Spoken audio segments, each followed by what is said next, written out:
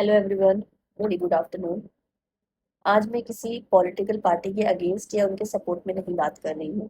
ना ही मैं सोनम वांगचुक के किसी पर्टिकुलर प्रोटेस्ट के खिलाफ या उनके साथ बात कर रही हूँ। मैं आज बात कर रही हूँ जो जंतर मंतर में हो रहा है नीट के एग्जाम के लीक को लेकर, और उसके बाद जो बच्चों ने सुसाइड किया उनके ऊपर। मेरा सवाल सिर्फ एक है, उन लोगों से जो शायद इस प्रोटेस्ट के अगेंस्ट में है, कि क्यों क्यों आप अगेंस्ट में हो। क्या आपको नहीं लगता कि जो पेपर लीक हुआ वो गलत हुआ, या जिन बच्चों की डेथ हुई जिन्होंने सुसाइड किया वो गलत हुआ?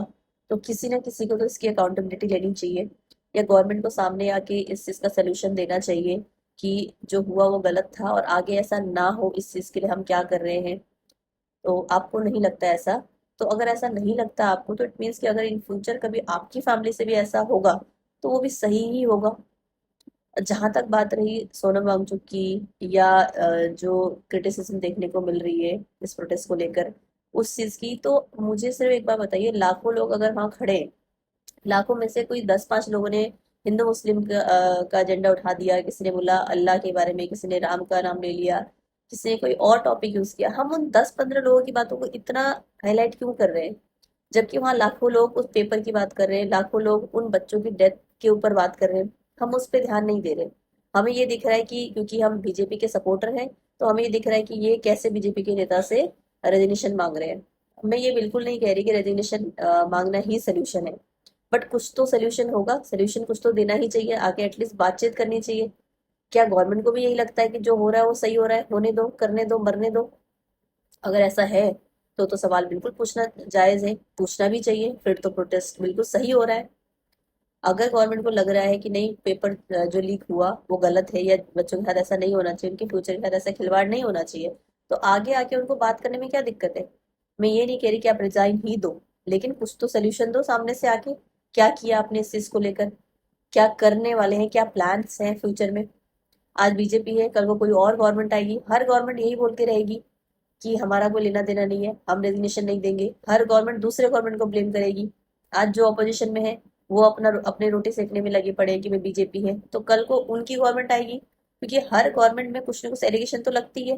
हर गवर्नमेंट के अगेंस्ट में करप्शन का एलिगेशन तो लगता ही लगता है। तो मैं इस गवर्नमेंट का सपोर्टर हूँ ये बोल के जो कोर इशू है उस पे सवाल ना उठाना, ये तो सही नहीं लगता मुझे। हम घर में भी रहते हैं, माँ बाप की किसी बात से हम सेटिस्फाई नहीं होते, हम उनसे भी सवाल पूछते हैं, तो गवर्नमेंट से क्यों नहीं? अगर हम सवाल पूछेंगे तो इसका मतलब ये बिल्कुल नहीं है कि आप उनके सपोर्टर नहीं रहेंगे।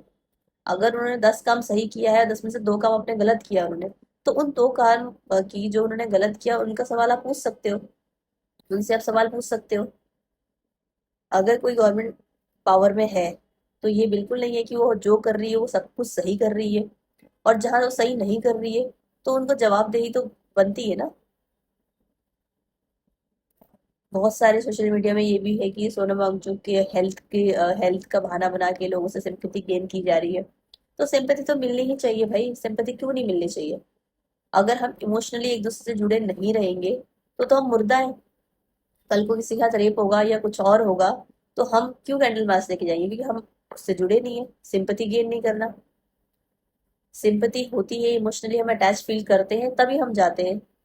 मुझे तो बहुत बुरा लग रहा है कि वो हंगर स्ट्राइक पे है, और मुझे समझ में नहीं आ रहा कि उन लोगों को बुरा क्यों नहीं लग रहा कि एक बंदा अपने लिए नहीं, देश के लिए सोच रहा है, देश के भविष्य के लिए सोच रहा है, उन बच्चों के लिए सोच रहा है जिससे उसका कोई रिलेशन नहीं है, उनके लिए भूखा पैसा बैठा हुआ है। तो गवर्नमेंट सामने आके बात क्यों नहीं कर रही?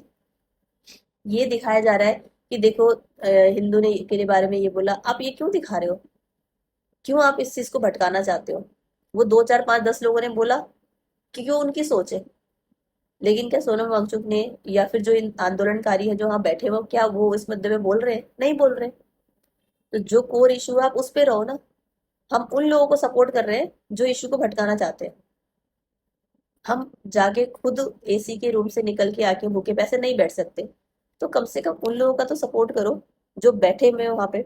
उन पे हम डाउट कर रहे हैं कि तुम कुछ खा रहे होंगे, बाथरूम में जाके कुछ खा रहे होंगे, या फिर रीले बना रहे हैं, आप कुछ तुम इंजॉयमेंट कर रहे हैं, मजाक चल रहा है। अरे भाई, 18 दिन से 20 दिन से कोई वहां बैठा हुआ है, अगर 2 4 5 मिनट के लिए उसने अपनी कोई पर्सनल बात कर ली, अपनी किसी चीज पे वो हंस लिए, तो दिक्कत क्या है? 8 घंटे की नौकरी में क्या आठों के आठों घंटे आप कंटिन्यू काम करते रहते हो? आप लोगों को तो बीच में ब्रेक चाहिए होता है। आप उनके 1 घंटे की रील को देख रहे हो, 1 घंटे की हंसी मजाक को देख रहे हो, बाकी ये 23 घंटे वो जो सफर कर रहे हैं, गर्मी में रह रहे हैं, आप उनको नहीं देख रहे हो। और मुझे ऐसा लगता है कि जो भी न्यूट्रल सोच वाले लोग हैं, जो किसी पर्टिकुलर पार्टी को या किसी पर्टिकुलर चीज को सपोर्ट नहीं करते हैं, जिनको सही और गलत में पहचान नजर आता है, उनको 20 तारीख को आना ही चाहिए। सोनम वांगचुक के सपोर्ट में नहीं, किसी पॉलिटिकल पार्टी के अगेंस्ट में नहीं, जो पेपर लीक हुआ और जो बच्चों की जाने गई, उनकी अकाउंटेबिलिटी जानने के लिए। मैं तो जा रही हूँ। क्या आप लोग आ रहे हैं?